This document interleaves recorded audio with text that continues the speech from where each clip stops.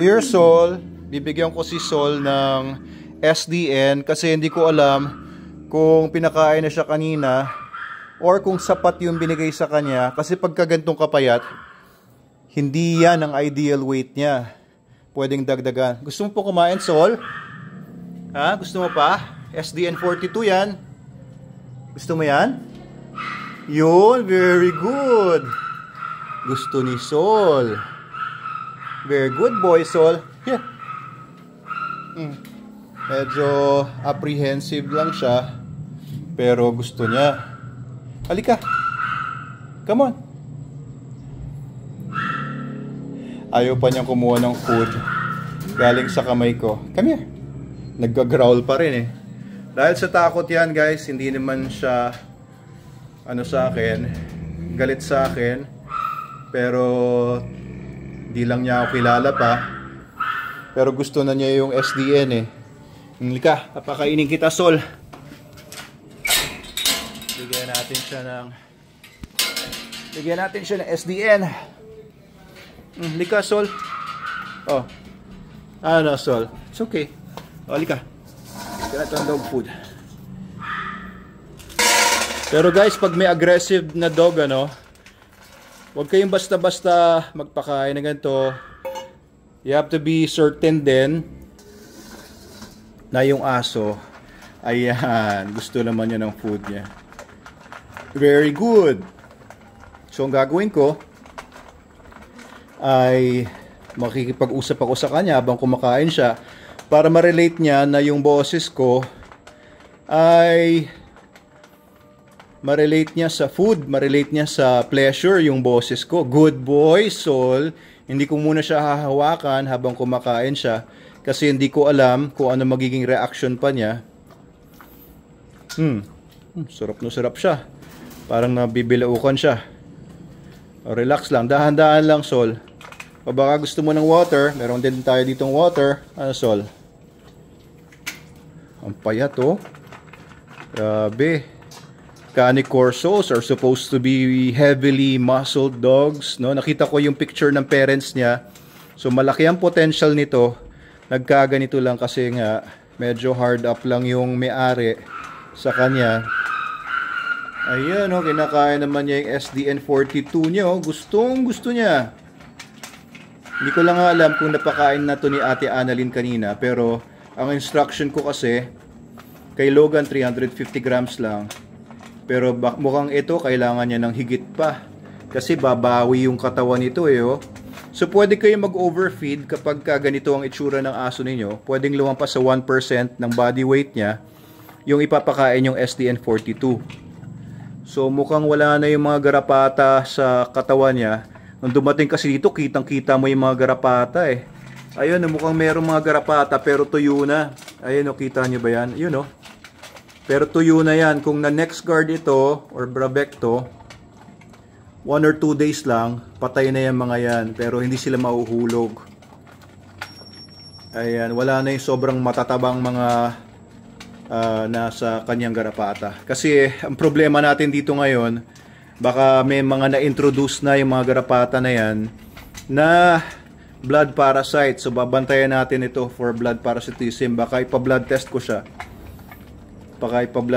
siya. Kapag may nakita akong kakaiba sa kanya. Ayun, no? O sige, kain lang, ha. Okay, so okay na siguro yung isang ganitong karami. Siguro ito nasa mga 200 grams na yon. Oo. Pero hindi rin maganda na biglain. Kaya okay lang muna yon. Bibigyan ko na lang siya ulit siguro bukas, pero parang gusto kong i-overfeed to eh. Ang problema lang pag mag-overfeed, magda-diarrhea pagka nag-overfeed ka ng aso. It could be na siya ay ma-over nutrients at mag-diarrhea. It's okay. Yung tipong pag-growl naman niya kanina, mukhang hindi naman siya susunggab, hindi naman siya talaga aggressive. Pero wina-warningan lang niya ako kanina na huwag akong lalapit dahil hindi niya ako kilala. Oh, payat, oh. Makita nyo to, guys. Mga 2 weeks lang to. bawi na ito. 1 month, maganda na tong aso to. Makikita ninyo, panoorin nyo tong channel natin, i-follow nyo po yung ating page, follow nyo po yung mga videos natin, on nyo yung mga notifications nyo, makikita nyo kung paano gaganda ito, na wala akong ibibigay na iba, kundi SDN42. SDN lang. The best dog food in the multiverse. Ayan, medyo ayoko lang sumigaw na malakas kasi ayoko lang na magulat siya. Hindi pa kami masyadong magkakilala. Rine-respect ko lang yung space niya. Rine-respect ko lang muna siya. Hindi ko muna siya basta nilalapitan. Ayoko naman na puwersahin yung relationship namin. Yung relationship kasi between you and your dog, no, lalo na kung ganito, well, masasabing adult dog na siya, nagga-growl pa rin siya. Masasabing adult dog na to, young adult, kasi pwede na makabuntis ito eh. Pwedeng masabing young adult na siya. Ayun, yan, nag-relax na siya. Oo, nagbuntong hininga na siya. So medyo nag-gets na niya doon sa ginawa kong yon, pinakain ko siya. Nag-gets na niya na goods naman ako. Of course, hindi pa yun 100% na may tiwala na siya sa akin. Kasi iba-iba ang mga dogs, guys, ha. Yung mga ganito mga aso, hindi sila basta-basta nakikipagkaibigan. Kaya huwag kayong magpakampante pag maglalapit kayo sa mga ganitong klaseng aso. Maalala pa talaga kayo. Doon nangyayari. Minsan, 1 month na sa'yo, 2 months na, 3 months. Tapos, magkamali ka lang, babanatan ka ng aso. Lalo na kung adults, no? Ito, this is a young adult, 10 months old. Kaya I think, no, marami pa tayong pwedeng i-bonding dito. Yung tinatawag na imprinting, yung imprinting stage, wala na dito. Kasi puppies pa lang dapat ini-imprint na ang mga aso.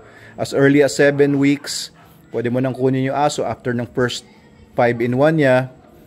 Ayun, mag-i-imprint na. Ikaw na yung ituturing niyang pamilya, ikaw na yung ituturing niyang magulang. Pero yung gantong kalaking aso na 10 months na, hindi na to pwedeng i-imprint. Pero i-rehabilitate na lang natin ito. I-socialize, i-co-condition. But hopefully, mag-bond pa rin siya na maganda sa akin at sa pamilya.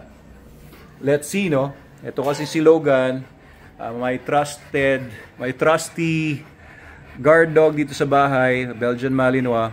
He's been with us for 10 years na. Ako nagpaanak dito sa nanay niya. Oo, diba? Oo, ako nagpaanak dyan sa aso na yan. So, ano na, hindi natin alam, no? 12 years kasi ang lifespan ng mga Belgian Malinois in average. Kaya namimili pa ako kung sinong ipapalit ko sa kanya. Whether ito or si Ragnar natin na Caucasian Belgian Malinois cross or si Bukol, yan yung mga candidates ko dito. Pero ito, dito muna siya ngayon kasi naawa talaga ako dun sa aso. Gusto ko siyang i-video para makita niyo yung progress niya. Ayan, medyo mukhang na-satisfy naman siya. Gusto mo pa ba ng ano, isa pang ganito? Gusto mo pa? Kuha pa kita? Ano? Isa pa? Ano, Sol? Isa pa? One more? Huwag muna, no? Relax muna. Baka kasi masobrahan naman. And hindi rin maganda kapag biglang nasobrahan tapos malnourished siya, ganito, mapayat, tapos masusobrahan sa pagkain. Dadaanin ko rin. Kasi alam nyo yung isang ganong kalaki, no? Sabihin natin mga 200 grams yon. Ang katumbas noon ay mahigit kalahating kilong karne. Mahigit kalahating kilong karne yun. Kasi dehydrated na yung meats na nilagay natin sa SDN. Kaya okay na yun. Lalo na kung napakain pa siya ni Annalyn kanina. Oo, okay na yun, guys. So, since 10 months old siya, pwede akong mag 2 meals per day sa kanya. Pwede rin naman na gawin ko ng 1 meal a day. Pero at his condition, baka mag 2 meals a day ako. Bukas ng umaga, video ko ulit yung pagpapakain ko sa kanya. Ate Annalyn, kung nanonood ka dito, ako muna magpapakain nito, wag muna ikaw. Para makita ko yung dami ng kain niya, yung intensity ng pagkain niya. Kanina napansin ko na parang nasisinok-sinok siya sa food niya. Bukas, baka lagyan ko ng water yung food niya para hindi siya mabilaukan, baka hindi siya sanay sa dry feeding. Yun, antok na siya. Pagpahingayin natin siya dito. So, first day niya ito dito. Kanina lang siya dumating. Subaybayan po ninyo ang progress nitong si Sol, the Cane Corso, Italian Mastiff. Majestic dogs. Kaya alagaan lang natin ng mabuti. Kawawa itsura niya. Yan lang muna guys. SDN, the best dog food in the multiverse, ang sponsor nito. Doc Abel Manalo po ito. Please follow and share our videos. Tulog na. Sol.